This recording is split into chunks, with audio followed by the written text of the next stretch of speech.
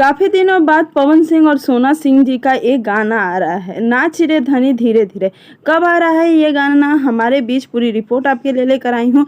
तो आप वीडियो को लाइक करें और हमारे चैनल को सब्सक्राइब करना बिल्कुल भी ना भूलें। जी हाँ, सोना सिंह और पवन सिंह जी का ये गाना हमारे बीच आज शाम को 5 बजे आने वाला है पवन सिंह ऑफिशियल चैनल पे। इससे पहले भी पवन सिंह जी के साथ सोना सिंह जी के कई बॉलीवुड टाइप के गाने आए हैं, जिसमें बॉलीवुड टच रहता है और देवी गीत उसी टाइप का शायद ये गाना है। एक आइटम नंबर भी कह सकते हैं, मतलब कि भजन टाइप का। बहुत सारे ऐसे गाने हैं पवन सिंह जी, अक्षरा सिंह जी का, जिसमें काफ़ी अच्छा डीजे पे बजने वाला टाइप का गाना होता है। अभी पवन सिंह जी के 3 लगातार गाने आए और तीनों लगातार गाने ही काफ़ी भक्तिपूर्व थे। डिम्पल सिंह के साथ जो गाना आया था वो थोड़ा सा रोचक था, लेकिन इस बार थोड़ा सा सोना सिंह के साथ कुछ अलग होने वाला है कि टाइटल सुन के ही लग रहा है कि नाच रे धनी धीरे धीरे इस टाइप का है। आपको वीडियो कैसा लगा कमेंट में ज़रूर